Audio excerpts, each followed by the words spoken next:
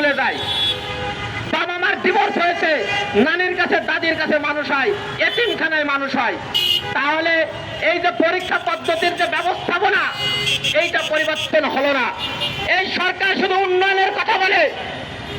Xi Jinping, লিগুয়ান, Recep তাইপের যোগান, sir APJ Abdul Kalam ব্যবস্থাপনার কথা বলে। আমরা এমন একটা প্রধানমন্ত্রী চাই যে উন্নয়নের কথা বলবে না, সে ব্যবস্থাপনার কথা বলবে। প্রধানমন্ত্রীর কর্মঘণ্টা 18 ঘন্টা কাজ করে না 24 ঘন্টা কাজ করে, এটার কোনো ব্যাপার না।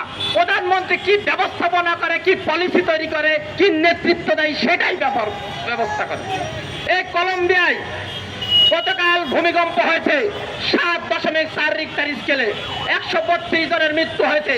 সে কলম্বিয়ার প্রেসিডেন্ট আলবার্তো ইলিয়েসা বা চীনের কিছুদিন আগে ঘূর্ণিঝড় টাইফুন হলো বাগি, সেখানে দেখেছেন ত্রাণ বিতরণ করার জন্য শি জিনপিং এর কোন ছবি রয়টার্স, বিবিসি, আল জাজিরায় আছে?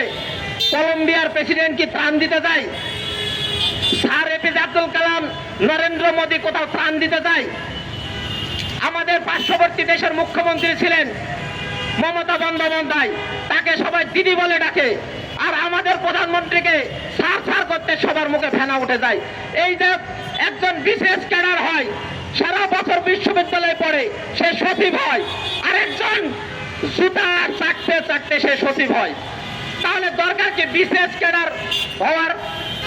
আমরা সর্বশেষ বলতে চাই, যারা পরীক্ষায় যারা কাঙ্ক্ষিত ফলাফল অর্জন করতে পারেনি, যে 7 লক্ষ শিশু, তাদের ক্ষতিপূরণ দিতে হবে, তাদের মানসিক স্বাস্থ্য পরীক্ষা করতে হবে, তাদের যত্ন করতে হবে, তাদের 3 বেলা খাবার দিতে হবে, রাষ্ট্রের উদ্যোগে তাদের আবার রেজিস্ট্রেশন করাতে হবে, রাষ্ট্রের উদ্যোগে তাদের পরীক্ষা নিতে হবে, তাদেরকে পাশ করার ব্যবস্থা করতে হবে, এবং তারা যাতে একাদশ শ্রেণীতে ভর্তি হতে পারে। এই 7 লক্ষ শিশুর যদি 1 বছর সময় নষ্ট হয়, সকল ক্ষতিপূরণ শিক্ষামন্ত্রীকে দিতে হবে। আমরা শিক্ষামন্ত্রীকে বলতে চাই, জনগণের ট্যাক্সের টাকায় আপনার গাড়ির চাকা ঘুরে, আপনি শিক্ষা কি আপনি দেখে আসেন এস্তোনিয়ার শিক্ষামন্ত্রী ক্রিস্টিনা কাল্লাসের কাছে। তার শিক্ষামন্ত্রী কিভাবে দেশ শিক্ষা মন্ত্রণালয় পরিচালনা করতে হয় আপনি শিখে আসুন। আপনি ছাত্রদের অপমান করবেন। ছাত্ররা আমাদের সীমান্তবর্তী এলাকায়, বাংলাদেশের 21% এলাকা সমুদ্রের উপকূলে, যেখানে 100টির উপজেলা আছে, সেখানে সিডর হয়, আইলা হয়, প্রাকৃতিক দুর্যোগ হয়, হাওড় এলাকায় বন্যা হয়, সেখানে 60,000 হেক্টর জমি ডুবে গিয়েছে, বাবার পকেটে টাকা নাই, হাজার হাজার টেনশনের চাপ মাথায় নিয়ে একজন পরীক্ষার্থী পরীক্ষার কেন্দ্রে যায়। আমরা বলতে চাই, যারা জিপিএ 5 পেয়েছে তারাও মেধাবী, এবং যারা নাম্বার কম পেয়েছে, যারা কাঙ্ক্ষিত নম্বর পায়নি, তারাও মেধাবী। তাদের মেধার বিকাশের দায়িত্ব এই সরকারের, এই রাষ্ট্রের। তাদের মার্কশিটে ফেল শব্দ লেখা যাবে না।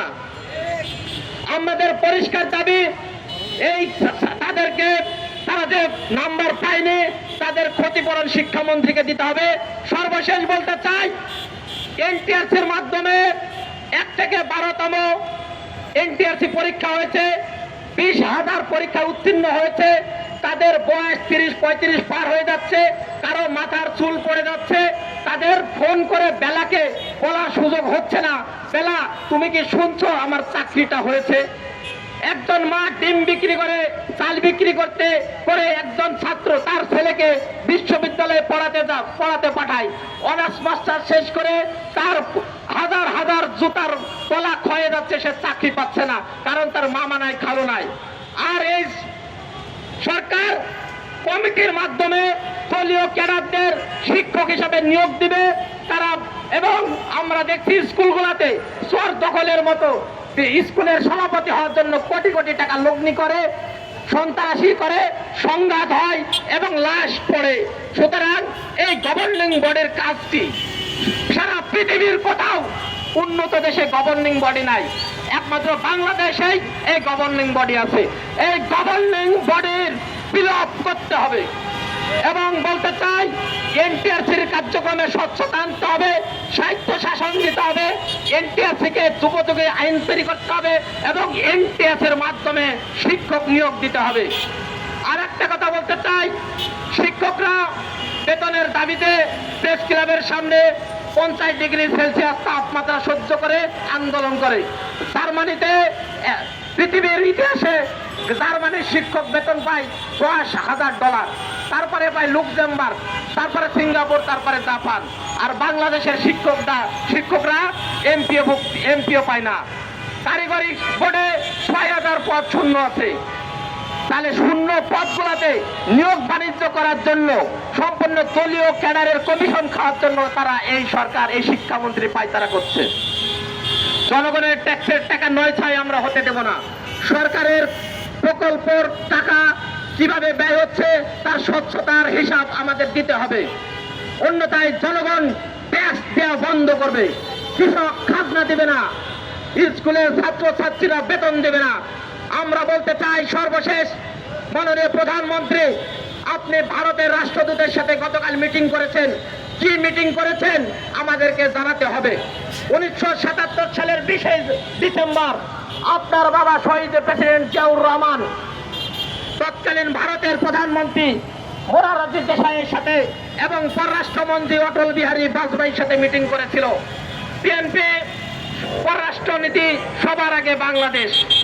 আর এই যে একটা ভাওতাবাদী পররাষ্ট্রনীতি, বিএনপি 77 সালে যে ভুল করেছে, 26 সালেও পররাষ্ট্রনীতিতে একই ভুল করছে। বন্ধুরা, আমি আর 1 মিনিট বলবো।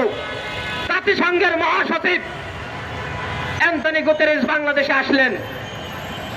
ডক্টর মোহাম্মদ ইউনূস বললেন, বাংলাদেশে আগামী পবিত্র ঈদ উল ফিতরের আগে এই রোহিঙ্গার অসহায় মজলুম ভাই এবং বোনেরা তারা বাড়িতে গিয়ে ঈদ করতে পারবে।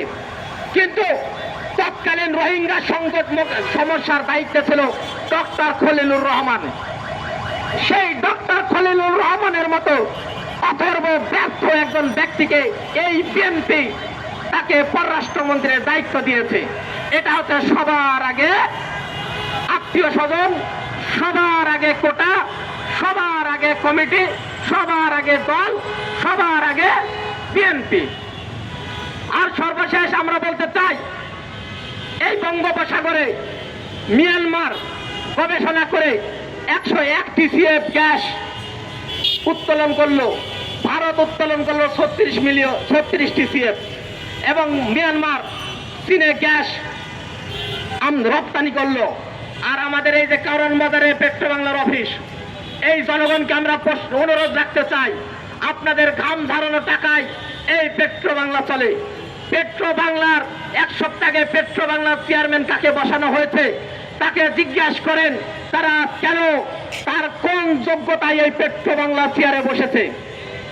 আমরা প্রশ্ন করতে চাই, বুয়েফেল প্রবাসীদের স্বার্থ রক্ষা করার জন্য রাশেদুল হক সাহেবকে বসানো হয়েছে, কোন যোগ্যতার মাপকাঠিতে বুয়েফেলের চেয়ারম্যান করা হয়েছে। গত পরশুদিন সৌদি আরবে 16 জন প্রবাসী আগুনে পুড়ে ছারখার হয়েছে, সোফা কারখানায় কাজ করে নওগাঁয় বাড়ি। তাদের লাশ কেন বাংলাদেশে আসলো না? মাননীয় প্রধানমন্ত্রী, পররাষ্ট্রমন্ত্রী, প্রবাসী কল্যাণ মন্ত্রণালয়ের মন্ত্রীকে জবাব দিতে হবে। আমরা সর্বশেষ বলতে চাই, গ্যাস আনার জন্য মালয়েশিয়ার প্রধানমন্ত্রীকে ফোন দিলেন। আমরা প্রশ্ন করতে চাই, মালয়েশিয়া থেকে কি গ্যাস এসেছে? আপনারা বলেন, মালয়েশিয়া থেকে কি গ্যাস এসেছে?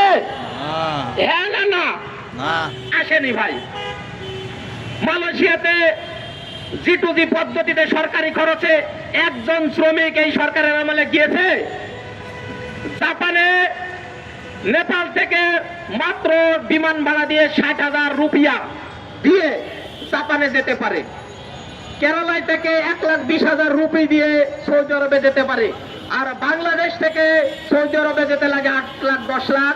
ভূমধ্য সাগরের লিবিয়াতে, ত্রিপলিতে মহাসাগরে ডুবে মানুষ মরে যায়, তাদের লাশটাও পাওয়া যায় না। এই হচ্ছে বিএনপির সরকারের নীতি। আর সর্বশেষ বিরোধী দল